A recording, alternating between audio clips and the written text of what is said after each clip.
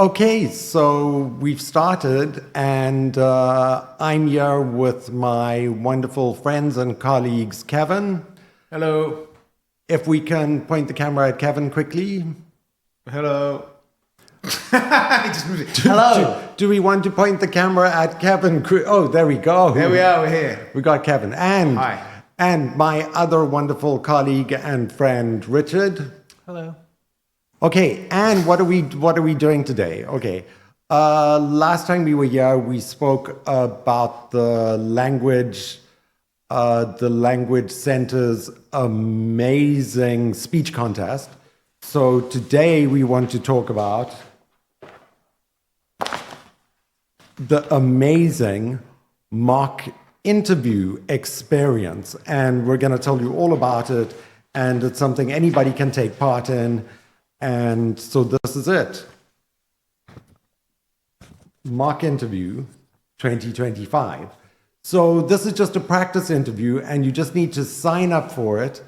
And you get to sit down with one of the English teachers for 15 minutes. It's only 15 minutes, you and one teacher. So it's very relaxed. But we're preparing you for if one day you're going for a job interview in English, or you want to do an exchange program where you need to have an interview in English. That's what we're helping you practice for. So this is much easier than the speech contest to sign up for. You don't have to prepare a speech. Much easier than the spelling competition. You don't have to study 250 words. The only two things you need to do are this.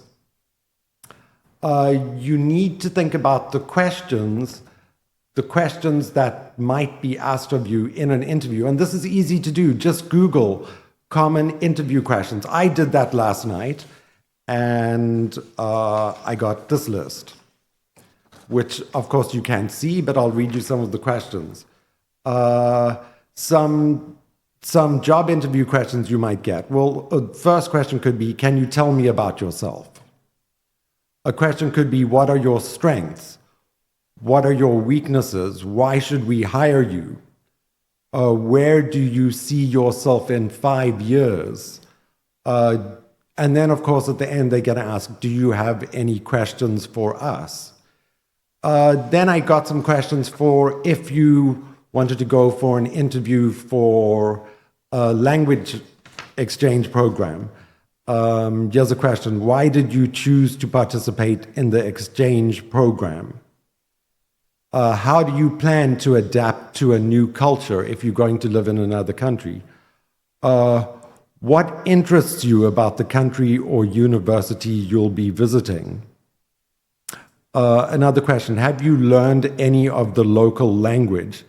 If so, how have you prepared?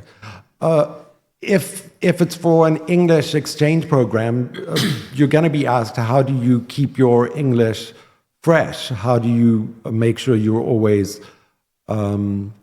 improving your English? So I don't know, let me just ask my colleagues if you can think of any other questions.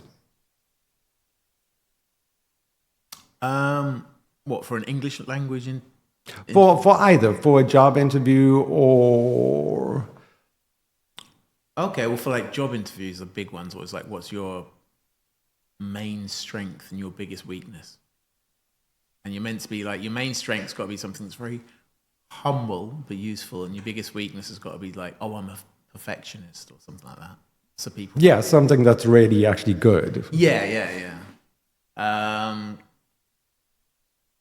To be honest, the big thing about any interview is you basically got to read up about who you're going to speak to anyway, like know about them, know the kind of things they're going to ask and the kind of things they want to hear. Yeah, that's right. When it comes time to answer the question, what questions do you have for us? I think an employer is going to be impressed if you know something about the company, and you ask some intelligent questions that tells them that you're interested in that company and you're not just out there trying to get any job. Yeah, interviews are like a really big thing like nowadays. Like when we were going for jobs after university, you'd have an interview, you get a job. But now it's like, especially for anything where you'd need to use English, there'll be like 2-3 rounds of interviews before you even get to the deciding interview. They're a lot more picky, and so you have to impress and you have to get used to being comfortable in those situations. Because if you want a job, because usually a job where you have to speak English will pay you better than a job where you don't. And if you want to get better pay, you might as well learn. Then you need the practice, basically. That's what I think. No, and that's why we're doing these mock interviews. We're giving you a chance to practice, because interviews can be so scary. So we're giving you a chance to practice in a relaxed environment. And you don't have to be too scared, because it's just going to be you and one other friendly English teacher. And if you don't know the answers to the questions, well, the teacher's going to help give you answers to the questions. So that's why this is a perfect opportunity to practice your English and to get some interview skills. Now, the other thing that you need to have ready before you go for these interviews is you need your CV. Now, and you need it in a PDF format, I believe, and need to get that to the Language Center office. But now, so this is a great opportunity for you to get your English CV sorted. And it's easy. I got this one through AI. I just said, give me a CV. And it's just at the top, you're going to put your name, you're going to put your contact details, including your email address. I would put on a picture of myself as well.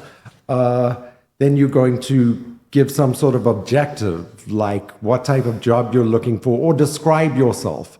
Like, I'm a dedicated student hoping to find a position, blah, blah, blah. Then your education, you're going to write down exactly what you are studying at the moment. If you can put down your skills as well, your computer skills, your language skills.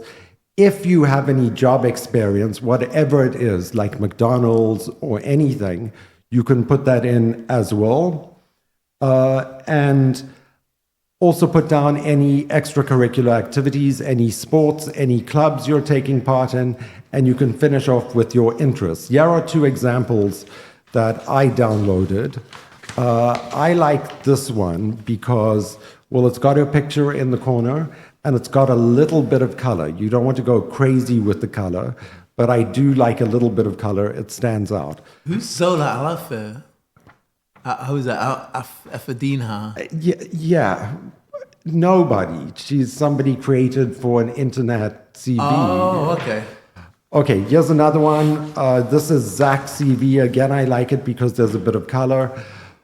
What I don't like is that he doesn't have a picture. My thought about putting pictures onto a CV is always put your picture on unless you're extremely, extremely ugly. And I don't think that's the case with any of you. You're all handsome and beautiful. So put a little picture, and you're young. So put a little picture of yourself up there.